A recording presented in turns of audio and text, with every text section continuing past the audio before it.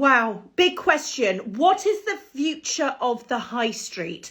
So I suppose, if we could fast forward 5, 10, 20 years, what is the high street going to look like? And these are the questions that sort of make my brain go very fizzy, as my niece would say.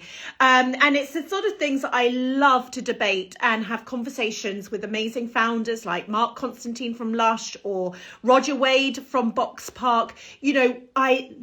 Or actually anyone that will listen to me. Honestly, if I sat in a pub and just turned around to somebody and they were interested, I would definitely chat to them about the future of the high street, because it's important, because small businesses need to be prepared. We need to know what the future is. And larger businesses, okay, so the big ones, John Lewis, Selfridges, Primark, they have teams of people tracking change by the minute, predicting what is going to come next. Now, this is the thing that we don't have. And thanks to Dell Technologies, today we are going to have access to one of the best futurists out there right here on this session. So if you know anyone who needs to know about the future of the high street, if you have someone who's dreaming about having a shop, if you're thinking about having a shop, this is exactly where you need to be, because we need to get this information to try and future-proof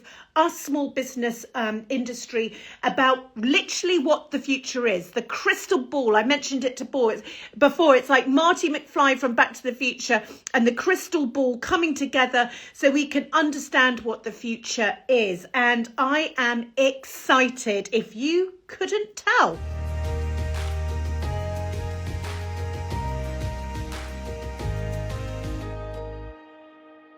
One of the things is, why we need to know the future is that there is a huge shift that's happening right this moment. We're living through history. So John Timpson from, our local Timpsons, the COVID-19 crisis, he's been quoted as saying, will cause a 5-year change to our high streets in less than 12 months, okay? So that means that there are massive shifts. Now, we all think it all happened in COVID-19 times. Actually, the studies show that the high street was suffering actually quite a bit before COVID and the pandemic took place. Our high street was declining before this crisis. And the Office of National Statistics have found that between 2015 and 2018, retail employment was already in decline. And then, as John Timpson has said, it has been accelerated due to this pandemic, just like flexible working has been accelerated. So as more customers become familiar online, how many people have grandparents who have learnt the art of online?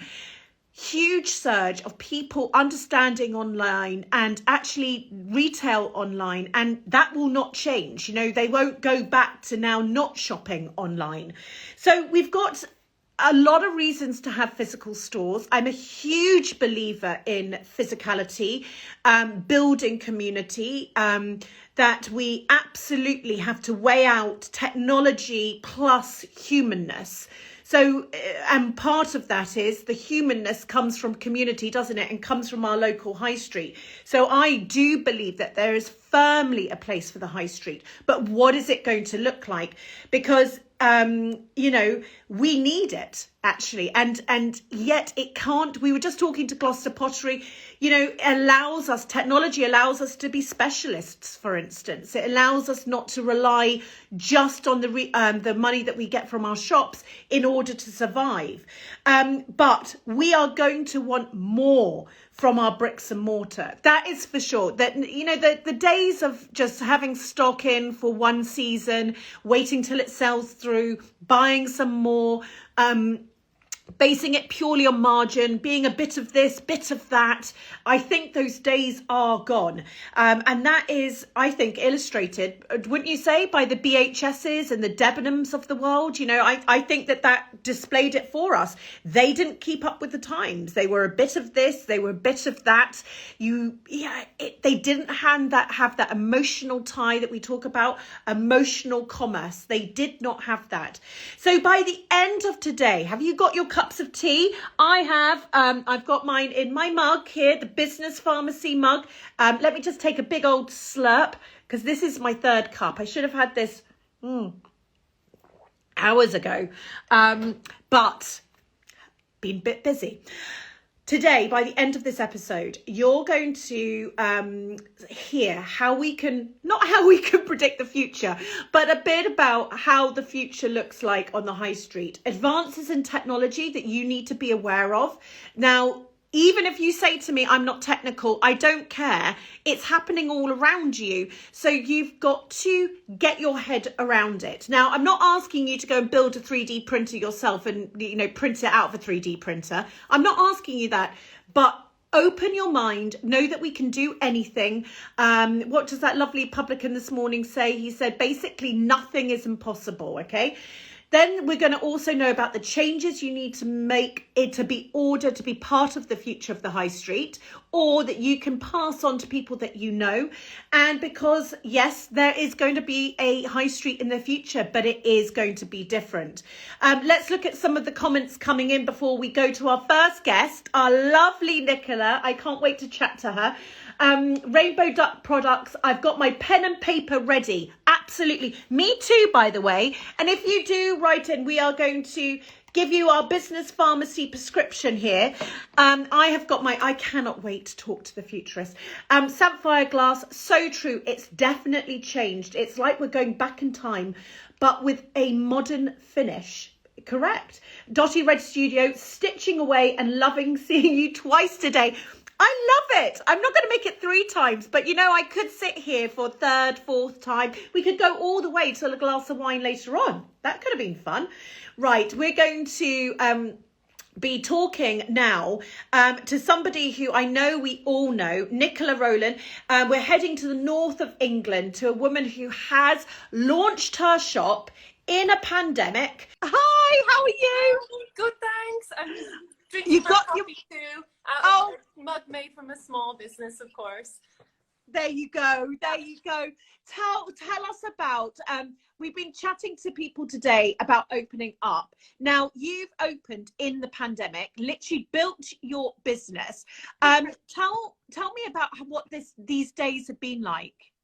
Well, I'll tell you one thing, which I didn't think I'd say, is running a brick and mortar shop is 100 times easier than running an online business. Right. Do you think so? You just sell stuff to real people, and they come in and they talk to you, and they're super nice. And the amount of admin I realized I was doing on an online business is mad, but yes, it's been great.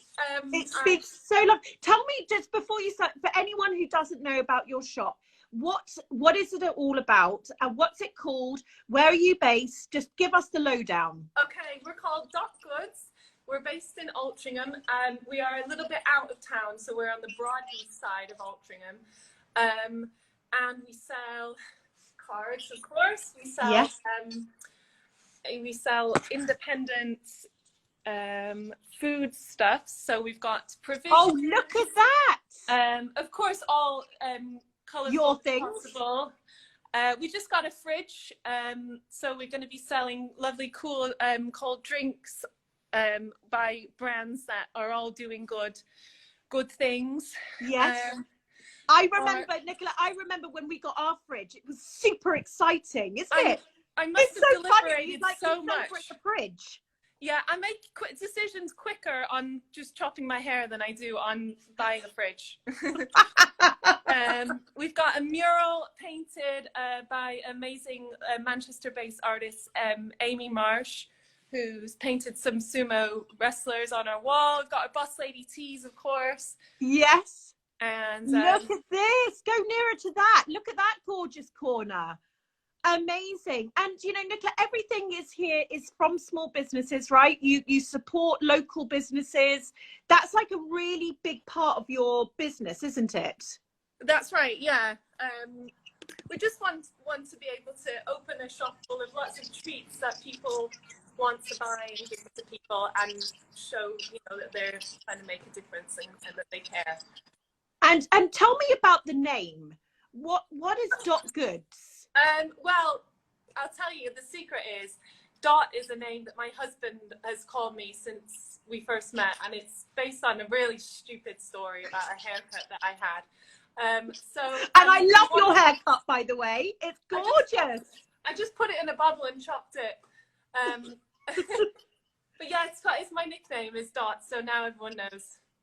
Now you know. So you're right. So you're a Dot. Does anyone else call you Dot apart from your husband?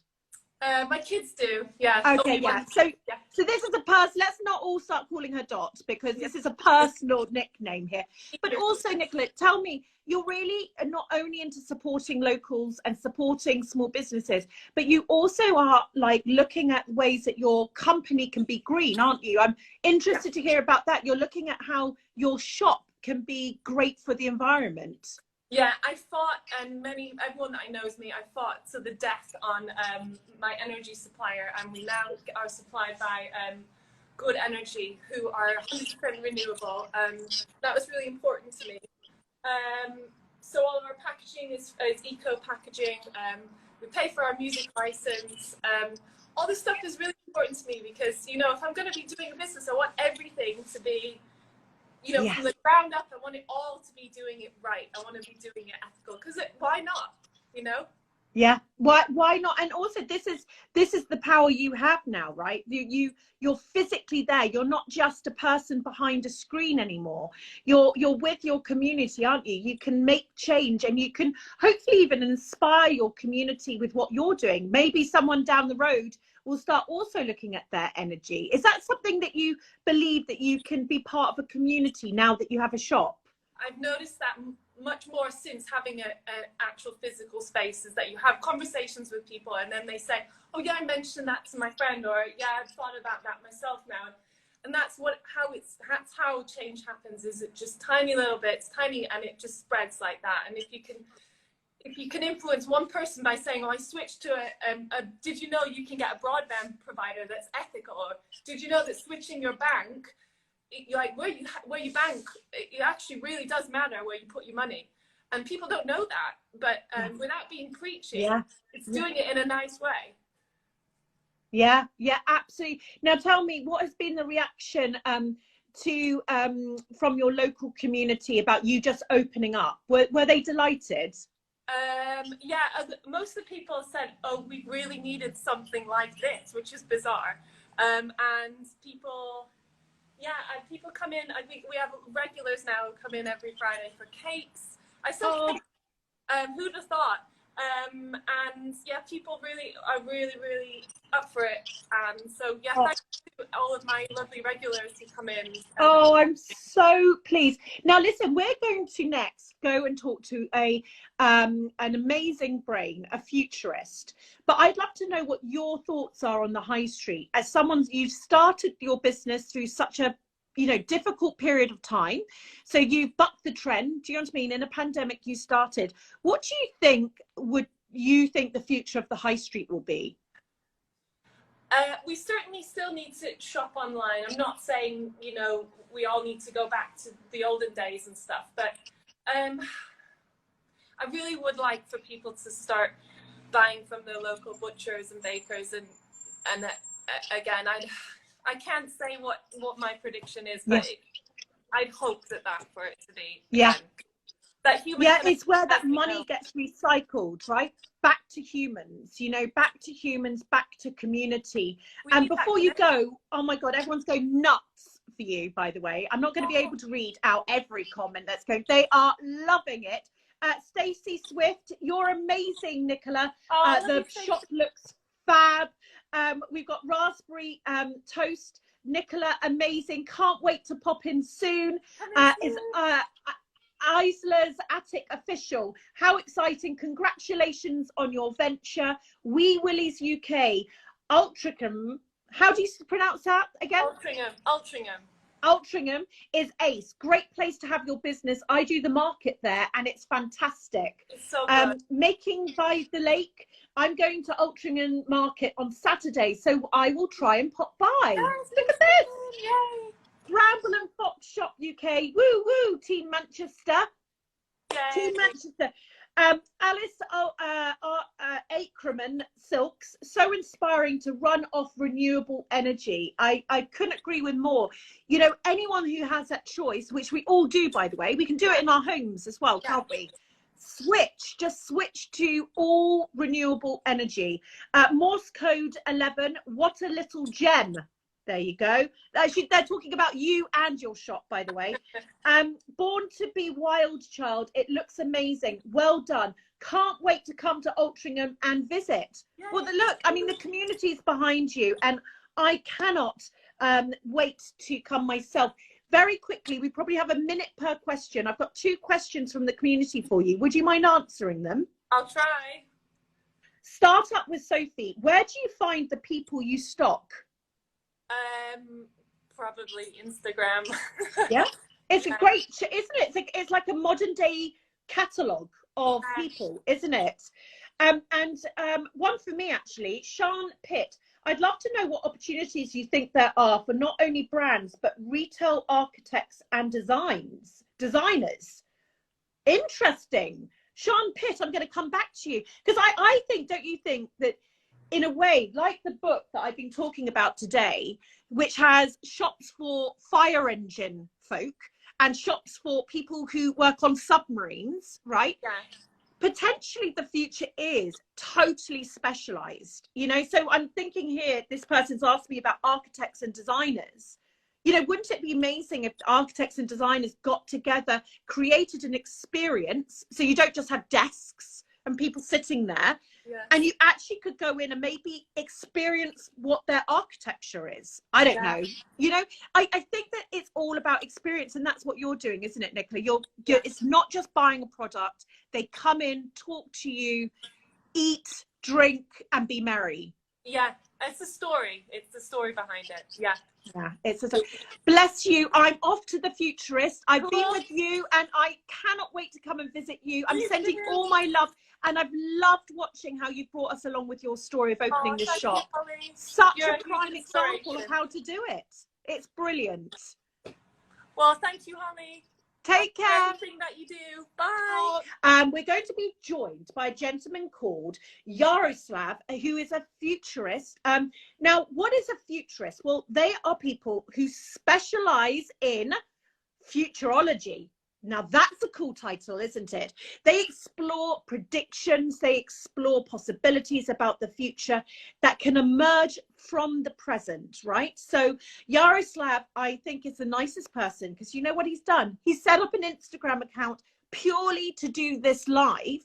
So his first, I'm thinking, experience of Instagram is going to be going live. So for anyone who hasn't done a live, you've got no excuse.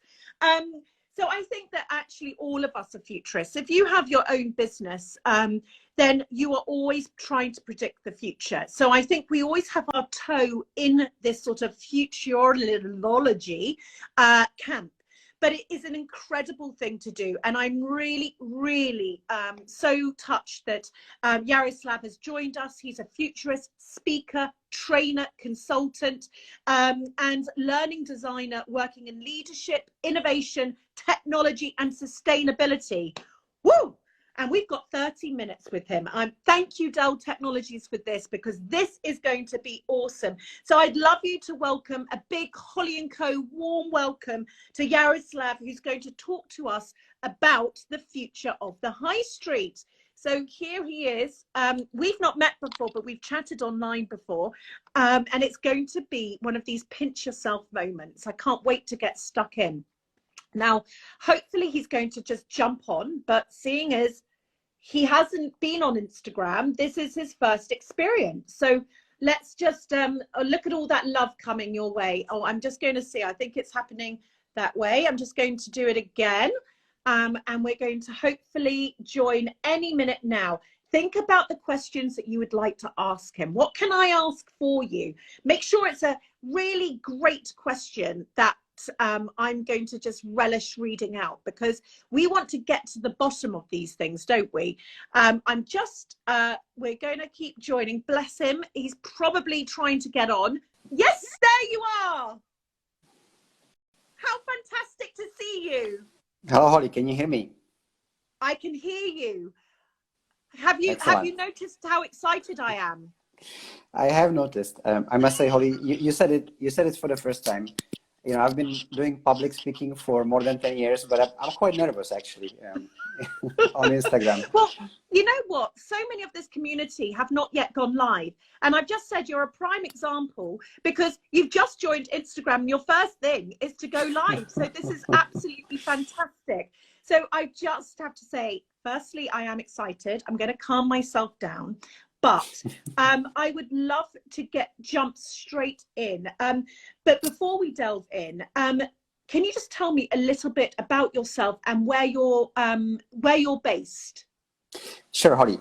Thank you very much. So my name is a little bit strange. I'm originally from the Czech Republic, but I have lived in the UK for quite a long time, so I know the high street very well.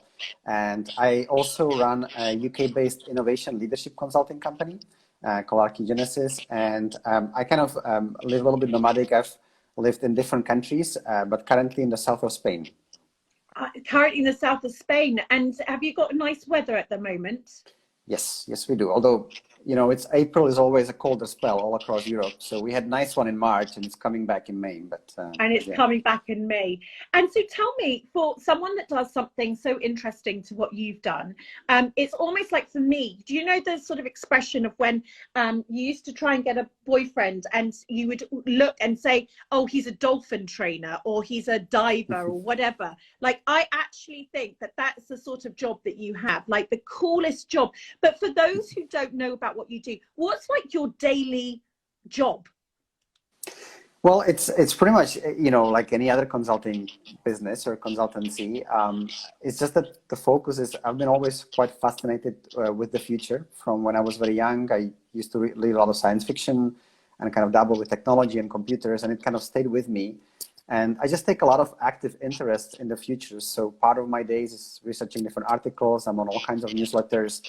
Happy to recommend some to the people here, and just keeping informed about what are the future trends and where the future is going. And then engaging in different projects, usually helping companies or organizations or their leadership to better understand what the future might be like. It's actually very hard to say what it will be like, as we all know from the last year. But we try to map what is likely to be like, what are some of the key driving forces, and then helping them to better prepare for it. And actually, one thing that I often like to say is that future is not only predetermined, it actually can be shaped. And I think that's the inspiring part, right? Maybe some things are meta trends we can't influence, but there is a lot of it we can influence. And certainly for your audience, I think there is a lot of freedom to actually shape what the future of high street will look like. So I think that's the exciting part. Yeah, it really is. Now, tell me, so how do you start to think about the future? How do you get your insights into the future? What's your method? Mm-hmm. Well, I actually, kind of going back, actually into 2011-12, I was kind of a little bit of a crossroads on my career, and I was working with leaders, helping them to develop their personal habits, better performance, better do what they wanted to do. But I was kind of thinking I want to do something bigger, maybe on a slightly bigger scale, and I didn't know what that would be. And I came across this, actually close to Green Park, there is a statue, the Green Park, in London, there is a statue that says the future is greater than our past.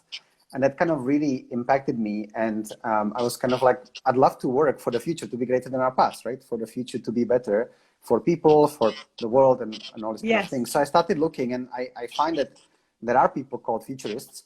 And I was like, wow, this is so cool. They actually study future. They look at future and look at that. So I applied for a program in the NASA Ames Center in Silicon Valley. It's the research center of NASA. And I got accepted, and I spent 10 weeks at a place called Singularity University, which actively looks at technology and innovation trends and how they will impact the future. And that kind of gave me a baseline of understanding all kinds of different forces that will shape our future. And and what those technologies are. And ever since then, I just kept updated with the recent trends. I'm in all kinds of newsletters. I read articles, kind of study that. And then I always, for every client, I customize it to their industry or to what they are looking at, and almost extract from all of the different information that I have, the things that I think would be relevant for them. And then it moves to a more practical part, which is actually discussing their business strategy, their own hopes for the future, what they want to do, and then looking backwards and seeing how some of these trends can help them to get there, and how they can leverage and tap into some of these trends that maybe are not so obvious from the beginning. Oh gosh, it's just amazing. I'm just going to read out a couple of comments. There's going to be tons, but I'm just going to let you know how the Green Door Project, that's our lovely Kate who introduced us, ready to be transported, she says. Charlie Bell 74, wow, what a treat this is. Sapphire Glass, it is an amazing thing to be involved in, fascinating and also very positive. Dotty Red Studio, we can shape the future. That is the interesting thought. I agree, right? Startup with Sophie, wow, your job sounds so interesting. The Felted Elephant is saying brilliant. So, right, now I've got a question for you. If we can delve in, you know, we know that technology is moving at a rapid pace, because when I started not on the high street, for instance, I had to build an online marketplace, and that seemed to be the most technically, you know, I was having to teach people how to go online, and it was really at those early stages. Now, that wasn't that long ago, 15 years ago. Now, compared to almost the fact that the people watching this now, they're having to deal with technology changes almost weekly on things that they're dealing with, right? And it's a massive different scenario that we're looking at. What technology changes do you think we're going to think that are going to impact the future of the high street? And do you think, from a personal point of view, I want to know, not skewing your answer, but like, this is my interest. Do you think that the high street is going to be powered by technology? Do you think that we're going to lose our humanness in our communities? Yeah, there's there is lots in there. I mean, just that little question. Well, you know, I think it's very interesting. I think what we see from the last year, we've kind of had maybe involuntarily experiment with technology, right? Most of us have worked or moved online. A lot of things had to move online. And I think we have seen the beauty of it, which is, you know, we can connect from anywhere, we can have, you know, more, but we've also seen kind of the not so beautiful part about it, losing the human connection, losing the community, maybe losing physical exercise, you know, finding it harder to cut off from work. There is now all kinds of, actually, when I work with organizations, there is a new topic that they are actually training their leaders on and their people on, which is actually mental balance, kind of mental well-being. That wasn't so much featured 2-3 years ago. It was all about performing, creating things and doing things. Now there is this whole element of how to cope with the fact that, you know, I have 12 hours of straight meetings back to back. Even the meeting in the calendar, they are not meant, you know, there is no space for bathroom even in there, speaking, you know, let alone food or anything kind of else. So I think we've had an experiment, and I think it is possible that as we go forward, the more technology we will have around us, the more seamless it will become part of our lives, but also the more valued actually will be physical connections and the kind of things that are non-technological and actually just being in nature without technology. There's now a whole movement of digital detox and, you know, all these kind of things. So I think, you know, as you develop, the more we'll be going in the technological route, I think the more we will appreciate actually the kind of human and the kind of community and these experiences. So I think, speaking about high street, I think, you know, I kind of want to say, you mentioned that I think it's quite common to say, like, can we predict the future? I think it's much more about maybe examining possible scenarios or where the future can go, and then kind of going backwards. And I would like to think that we still retain some volition and some you know, ability to decide, you know, where the future will be. But definitely, if I just named the technologies that I think will impact high street, I think there is something, you know, we could call it a virtual high street. And that encompasses virtual and augmented reality. What is one interesting snippet that kind of gets my mind blown away is that currently the virtual reality headsets that you have access to, their resolution is 2K, so 2000 pixels on the horizontal, so 2K. Our human eye, the retina, has an 8K resolution. So basically, once the display gets to 8K, 8000, we will not be able to tell the difference by our eye, what is actually virtual and what is real. And actually, I believe that Apple is working on a virtual reality device that will have 8K displays. So actually, when we look into it, it's going to be impossible to see like with our eyes, because currently when you look into them, they're a little bit pixelated. Yes. They're a little bit like get you a little bit dizzy and stuff. But in a couple of years, that won't be there. And with 5G connections, it's going to be, the connection will be fast enough for us to actually just have a headset, not to be like by a cable connected to a computer or any of that, but actually just to have a headset and kind of go anywhere.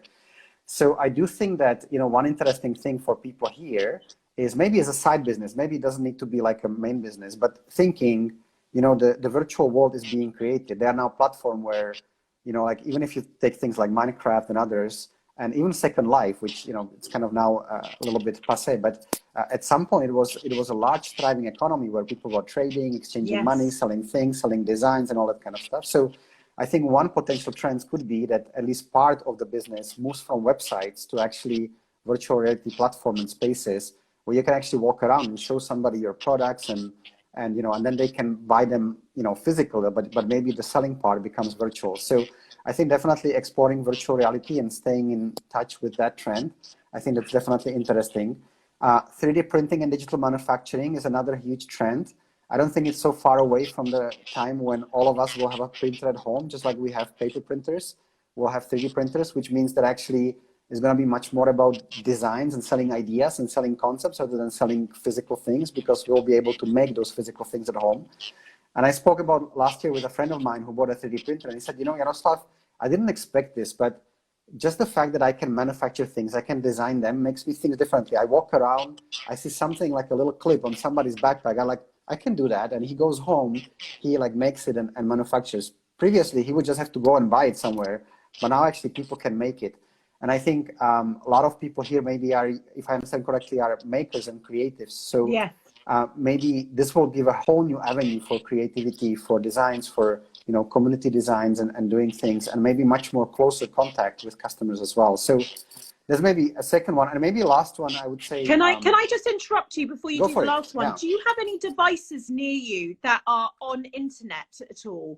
Like, do you have your computer on, or it just sometimes, if you can just turn off the internet, because sometimes it just, not I'm getting you perfectly, but I'm hearing from the community there's a little bit of feedback. So hopefully Holly and Co.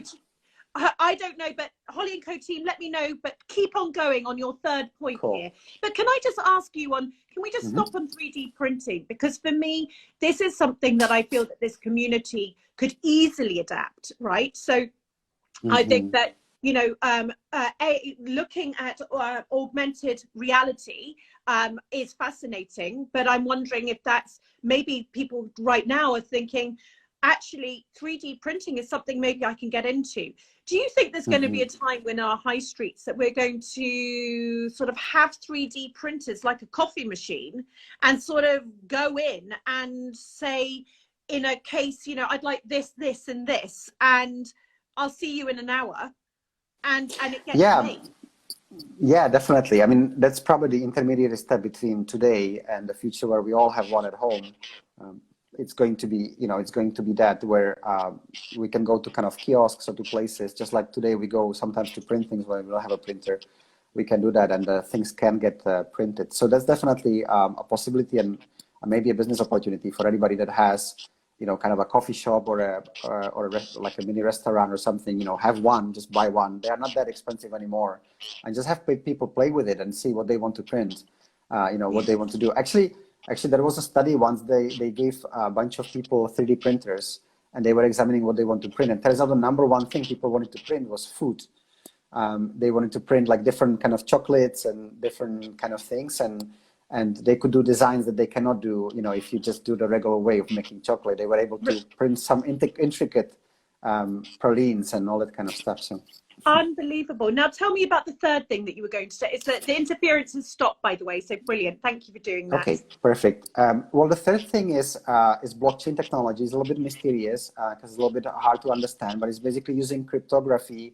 You know, it started with Bitcoin, but there is an underlying layer which is called blockchain, and it allows some interesting things. And one of these things that I think would be very interesting for creatives it actually allows to immutably certify authenticity of creations, right? So in a digital world where everything that is created can easily be copied, blockchain technology actually is able to certify authenticity. And there is now quite a big movement where in a lot of different industries, like, you know, starting from diamonds to craft to art, where people are designing systems where actually if you make something, it's encoded somewhere and it will be there forever. It can never be changed. Nobody can ever take that original from you, and everybody will always know that it's from you and is your original making. So I thought that could be a very interesting one specifically for creative people to really, you know, because it's sometimes, I love creating things myself, kind of maybe in other ways, but it's always a huge effort to kind of go from 0 to 1, to go from that empty sheet of canvas to create something. And I sometimes feel that, you know, when things are copied and remixed and all this kind of course it's happening, but it's a bit of a pity that there is not at least an attribution to the creators. So I think some of those technologies can definitely help with that. Yeah. And so when you think, let me just read out a few more comments coming in. They're coming in thick and fast. Little Doodle House. I think high streets will become glorified changing rooms. You don't walk away with your item. They post it to your house. You know, this is one way of looking at it. The Dartmoor artist, my mind has just imploded. So I think this is a lot of people are thinking this. Hannah Western Jewelry, this is incredible. I don't know whether to be excited or scared. Let's just pick up on that moment before I read any more comments. You know, looking at the future, when you talk about that technology, you know, my mind, community, I'm going to say it for you, is going, well, how does Holly & Co deal with AI? How does Holly & Co deal with augmented reality, with 3D printing? It doesn't feel like it's part of my world, and yet I know I need to get on board. Tell me, is it going to be the same as when I thought, I'm not going to use a smartphone. I don't need a smartphone. You know, is it going to be that easier transition, or do you think that we're dealing with something else here? I think for anybody, you know, who is like kind of open-minded and is willing to learn, read things and things, I think it's going to be easier to transition, definitely. But I want to mention kind of few things just to, you know, I just said a few trends, but just to bring it a little bit home and maybe to also be more on the, not so on the scarce side, but on the kind of normal side. I think what we have to remember still is that even though we are going forward, there is a lot of kind of arguments for the fact that even the technology, advanced technology, will be still used by humans, by people to fulfill certain needs. And actually, anybody that has a small shop, like a lot of people in your community, I think they have an innate intuition and ability to really sense into customer needs, especially if it's a small shop, you know, where you have a direct connection with the customer. And I think that will not change. So in some sense, you could become almost like guides to some of these more crazy, innovative things, because your customers will be starting where you are today. So even if you like kind of upskill yourself a little bit, you'll be at least one step ahead and you can guide your customers into that future. Plus, I think success for any business is staying very close to the customer and to their needs. So I think what has happened with online business has been quite decimating to high streets is that, you know, people just wanted to buy things. They didn't want to walk around. They just wanted to buy that thing. And it's actually easier online. But maybe there are some other things that people want. Maybe they don't want just the product. Maybe they want a story around the product, right? Maybe they don't want just a transaction. They want to be in a community with people who are like-minded to them. Maybe there are new customer needs that are actually going to be opening because of the technology that nobody has yet addressed. So learning about these, and maybe they kind of want to have some kind of an experience, right? Not just to come in and buy something, but they actually want to be entertained. They want to be amused. And I think with all of these things, I'm kind of hinting on some things that I think the high street can reinvent itself, as maybe more of the transactional things are being done online, more of the unique, authentic, human, you know, experiences can be created on the high street. And then can be, you know, there is also a possibility to do a hybrid thing where there are some things happening in person that cannot be done online and other things are happening online, and you kind of can be a hybrid of both. I think there will be a place for both in the future. Maybe a final thing that I would say around this is that, you know, there is this whole thing about AI replacing people and, you know, replacing, and it's definitely something to watch out for. But maybe one example, when AI beat the Garry Kasparov, which was the first time AI has beaten a human in chess. AI has since beaten people in Go, in poker, in a lot of other places.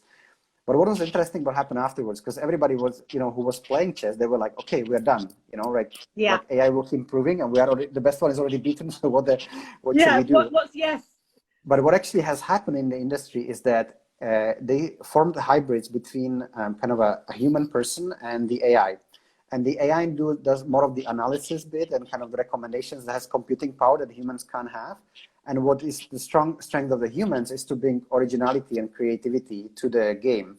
And actually, when you now look at the top chess players in the world, they are not human, they are not AI, they are those kind of combinations where they use AI to train, and they use AI when they kind of are in the games, in the competitions. And that's kind of the best combination. So hopefully that could give us a blueprint where instead of being displaced, we maybe see like how can it enhance what we do, and how can we find new things that are actually a combination between the human and the AI. Oh, it's fascinating. I watched a program last night about, it was all about some American workers in a factory, a glass factory, and it was brought in by a Chinese plant. And anyway, it's quite interesting.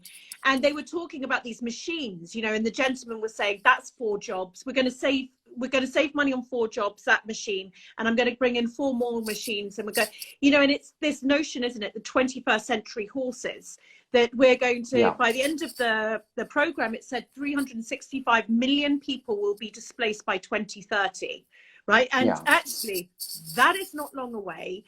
It makes you realize, doesn't it, that, you know, A, we're not educating our children necessarily to the ways of what the future potentially could be, but B, that, you know, if you want to stay ahead in your industry, in your job, you got to, I always say, have 1 foot in the past and 1 foot in the future. You learn by maybe what our predecessors have done and how they have fared, but also you've got to be a futurist in your company. You've got to look at the future.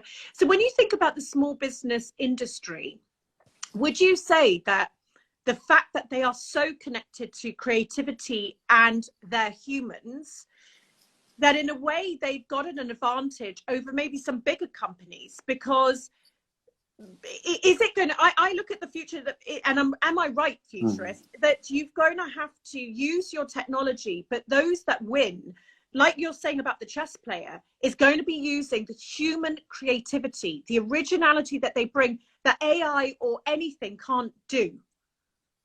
Yeah, I think it's spot on, Holly, at least in my point of view, is that there is something about how you can use the contact with the customer, knowing these people. A lot of the people you will know what they want, what they need, and how do you use that, and how do you use technology to power that and to help you almost create new ways of doing the business or new ways of doing the high street that are innovative, that are taking some of the technologies, but they are also not using the human aspect. I think that's very powerful. You know, on your statistic before, I think there is a concern about the jobs being displaced, but we also need to add the other part of the context, which is, you know, the kind of engagement surveys, like Gallup running engagement surveys are showing that like 2/3 of people hate their job, right?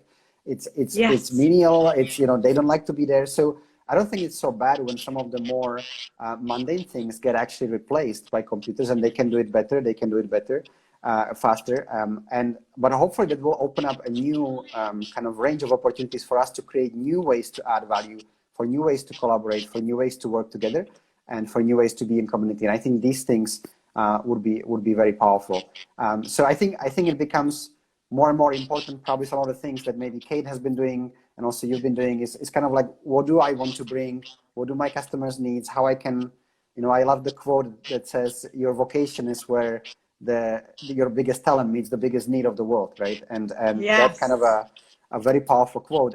And you can use technology to make you grow scale to be able to do that. But I do think that there is certain advantage of being local and connected to your customers that for the large, bigger players is always going to be harder. So for certain things, you know, the small is better. For certain things, the bigger will be better, and there will be economies of scales and price and all that kind of stuff. But for certain things, definitely small is better. You're just being brilliant. I've got a few more comments before you go. Artbox Design UK. I never would have believed that I'd have a laser for engraving in my studio, but it seems pretty normal now. And I think she's making the point, which is, that's right. You know, we get scared about these things, but we need to delve in, know that we're equipped to be able to understand it, and take that leap. Generation Soap, the possibilities are endless, correct? And Pretty by Nature Studio, with technology, perhaps the value of handmade will increase. Do you think that when you look and you're talking to big clients who, and I know that you are, you know, very, very sought after, When you talk to your bigger clients, do you feel that that is almost a way that you're advising them, that, you know, you spoke about well-being, for instance, as part of the management structure? You know, no one would have thought that 10 years ago. Do you think that the value of handmade, the value of creativity as a thought bubble will be more highly regarded as technology grows? Yeah, I think definitely the value of original and unique. I think it's going to be special because the way that AI is constructed is that, you know, it can build on patterns. It can also learn itself. It can do actually a lot of things by now. It can compose music. It can make, you know, movies. It can make scripts. It can do all of these things. But I think there is something about the human originality and creativity that I think it's going to be harder to replace for quite some time. So I think that's key. And I actually want to read out to you, and I can give that link to your team, and you can share it with your community. Oh, yes, please. It's an article that was written about 10 years ago by somebody whose name is Kevin Kelly. He's kind of a thinker about the future, and he's the founding director of the Wired magazine that kind of maps a lot of trends. And he was basically saying, like, his thesis was that as we move into the information age, everything can be copied and everything can be distributed. And, you know, when a handmade thing, when I have it and I give it to you, you have it, I don't have it. But when I make it digitally, I can give it to you, I have it, and, you know, we both have it, right? So his thesis was basically that eventually a lot of things that are currently scarce, their cost will drop to zero because they can be copied. So he was asking, well, how do I make money in the world where a lot of the things are actually almost for free? And he came up with 7 key things that actually characterize like the business model for business models for the future. And so I'll just read those out. So immediacy. My gosh, yes, please. One is immediacy. So basically, yes, you can get it in April, but if you can get a pre-screening in March, you know, that's something people will be willing to pay for. So you can get it for free in April, but you can get it 3 weeks in advance among exclusive group of people. That's something. Personalization, so things that are more customized just to you, uniquely to you. Interpretation, so actually somebody giving you the know-how, not only the product, but how exactly do you use that soap, or how exactly do you use that thing? Like that whole like know-how around it, it's going to be special. Authenticity, so getting the real deal. You know, if you can get a painting from Banksy versus a digital copy of Banksy, it's a different thing, as we know. Accessibility, like being able to access things where previously people couldn't access. And what people should not forget is that over the next 5 to 10 years, 3 billion people will come online that are currently not connected to the internet. The internet penetration is about 60%. So 3 billion new people connected to internet will come online. So huge opportunity for actually building global audience for your craft, for your things, you know, kind of there. Embodiment, so actually having things that are physical. It's great to have, you know, a digital movie, but maybe having or digital book, but maybe having a nice 3D printed leather bound version will still be unique and still be special. Patronage, actually, it's a model where people love what you do and they just want to support you. They just give you, you know, small donations and they just support you. So patronage will be a big thing. And then findability. So that's the 7 ones. So those 7 things, he was more speaking about bigger businesses, but I think they are immediately applicable actually to high street as well. I think that they're absolutely, I'm like, you're reading those out and I'm thinking this is built for our community. It's so relevant. You have been so kind. A few more, so many comments coming in, by the way. And if you could share that link, by the way, I'd love to share that with the community. Felt creative, getting children tech savvy is key. I mean, that's a whole other subject, isn't it? Baloo and Yi, people will crave human-made touch to products. I think so. And the green, our lovely Kate, be more human. Who would have thought this was something humans would need to think about? Yeah. And on that note, you've been so kind to not only come onto Instagram, but do your first live with us. And it's just been an absolute joy. I'm buzzing with ideas and you've been so lovely to this community, Jaroslav, and thank you so much. And I do hope we'll connect again in the future.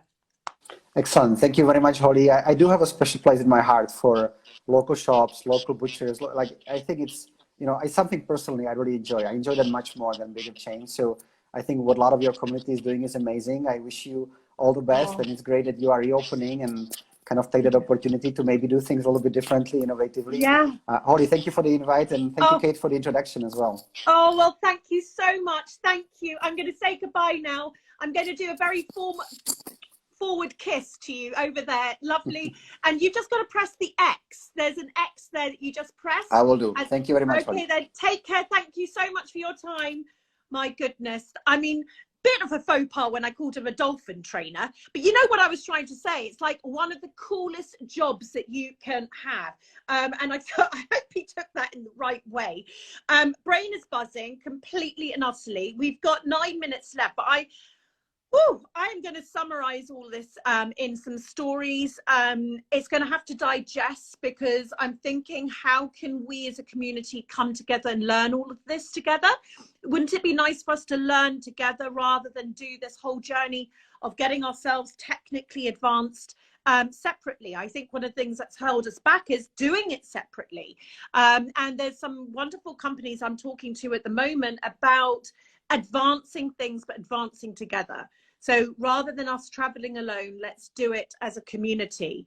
But now, drum roll, please, because we have got the fourth amazing Tech in a Box winner. Thanks to Dell Technologies. Thank you, Dell, for bringing us Jaroslav, and to Coach Kate. That was such a fascinating session. We've got a top of the range Dell XPS laptop and a 1-year McAfee small business security subscriptions and lots of other goodies coming to our fourth winner.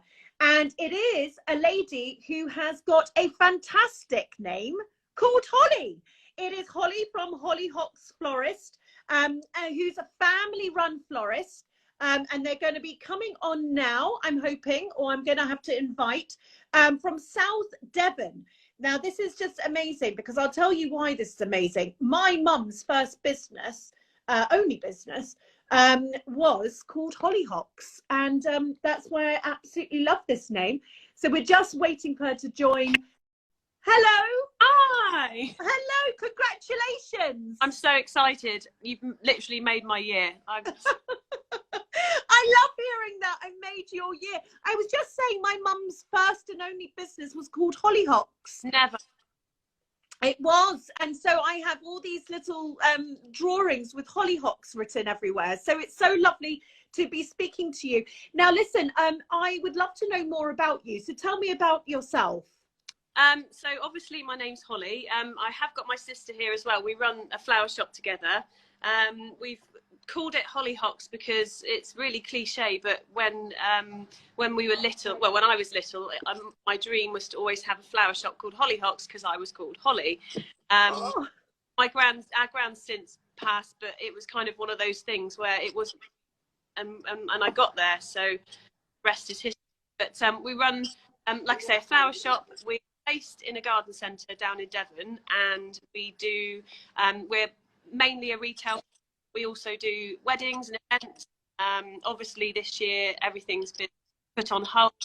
We haven't done it, but we've had to really diversify our business and work out how to stay afloat whilst the been on. So, but yeah, lots of flowers around us. I can see. It's so nice to see. Is your sister going to come and say hello, or is she camera shy? Yeah. Hello. Hi, sister. Hello. What's your name? Ellen. Ellen. Love it. It's so good. And I hear you're award winning as well. Yeah, a long time ago. I used to, when I was a lot younger, I used to compete for like local flower competitions. And when I was 6 months into the job, I entered a heat down in Cornwall, which was for the Chelsea Young Florist of the Year. Obviously, I was young and not now, and I won. And I'd only been in the job 6 months, and then I went on to compete. Chelsea. I didn't sadly win, but the fact that I got to go to Chelsea Flower Show, amazing, within a year of doing the job was amazing. So well, yeah. I'm so pleased for you. I'm so pleased that you've won the Tech in a Box, thanks to Dell. What would it mean for you? Have you got? Are you needing a bit of a tech update? Yes. Nearly a laptop-shaped hole in the side of the building here, because the amount of times I wanted to pick it up and throw it out, so it have come at a better time. On Friday we need one as well. It's just bizarre. Oh my God, that's so brilliant. So it's really going to make a difference to you. Oh, I'm so pleased. Will you share when it arrives? Will you share you opening and maybe throwing the other one at the wall? That would be fun. That's fine, no problem. Now listen, you've got a question for me. Yes. So sorry, there's a trolley going through. Typical. Basically, as what's happened during lockdown, we've noticed a lot of businesses have popped up. Some of them not really sort of trained, others have and diversified, which is great. But my question is, how can I keep my local customers keep coming back to us? Because we found that the market is really saturated with things that we do. You've got your fresh flowers, post fresh flowers to local customers, dried flowers, massive at the moment. And what we're finding is there's so much competition. I want to know how I can keep my local customers back to the shop, you know, all the time. I've got you. I know, and I think lots of people are going to be finding it. So I think that's a great question. For now, thank you, Holly. What a fantastic name. Good name. And great name. I haven't met many Hollies, by the way. So I love meeting Hollies. Oh my gosh, no, I've met like sort of like 5 in my life ever. But it's so lovely to see you. Congratulations again. Thank you to Dell Technologies, and I wish you everything. But make sure you story, won't you, when it arrives? Well, yeah, thank you so much. Thank you. Congratulations. Bye. It's so lovely to see amazing Dell winners of this laptop. But I do think that's a great question. You know, Frumi Gifts today said on a live, didn't she? People buy from people, and we need to not forget that. So one of the things I would say is that it is more, and actually Jaroslav said it as well. He said that actually it's about sharing your story. It's about the humanness here. So if you've got people competing, and maybe they're not doing it very well, maybe they're a bit bigger, etc. You need to understand that it's about your story, and never ever underestimate the power of it. Never underestimate this passion, absolute enthusiasm, passion, and full-on nerd in your industry, what you do. Share details behind the scenes of products, make them extra special. If anyone can flick through a catalogue and buy it, maybe you need to reconsider stocking it, because that is exactly your USP. Is you need to have a USP. What are you called? When someone doesn't know the name of your company, what would they say you're doing? So again, it's about reinventing yourself. Whatever someone else can do easily, you need to do something that makes it really hard to copy. Take yourself up the next level. You know, remember Anya Heimarsh used to say, you know, there will be copiers, but no one has my brain to innovate. So I will always be one step in front. Talk about your skills, that it's not just something you went and bought. Actually, you're trained in this. This is actually what you do as a living. And it's very, very important, because one of the things we don't realize, the reason people go to chains is because they're just recognized more. The brand name is out there more. So I want you to make sure that you get yourself out there. You know, plug yourself, promote yourself, do something extraordinary in your local community, get people talking about it. Us small businesses can tend to stay small because we're so freaking busy doing absolutely every job. But that is the thing I would say. So what is your USP? Have you mixed it up lately? Have you taken it to the next level? Has your interiors changed? Has your messaging changed? Remember, the more surprising and the more you've got to talk about, the more people will talk about you. So I really hope, Holly, that's answered your question. What a day this has been. 2 lives. I feel like I need to just give you all a break from me. Dell, thank you for supporting this business pharmacy. I love every second of it. Thank you, Jaroslav, for coming on, telling us about the future. Thank you, Holly and Nicola, for being with me. Next week, Wednesday at 12 o'clock, I will have another session with Dr. Tucker here. I always like to put these on because it's the only time I feel like I've got a formal sort of qualification in doctory. Is it doctory? Being a doctor. Now, guess who we're going to be talking to? I've actually worn it on purpose. We're going to be speaking to the amazing Alex Monroe, who is going to be talking to us about how to create a compelling brand. Now, if you see this bee necklace, there's so much more than this bee, isn't it? Anyone who knows about this bee necklace, you can tell me the story behind it, because Alex did such a great job of describing the process and the reasons of creating this necklace that thus became an iconic necklace for Alex. So he's in a really good place to talk to us about creating a compelling brand. That's next week, Wednesday at 12 o'clock. So make a note in your diary, a note in your diary. For me, it's time to go and have another cup of tea. For you, it's time to get back to your amazing businesses. And I'm going to be thinking about how we're going to learn about technology together and not alone. Sending you all my love and lots of love. Mwah.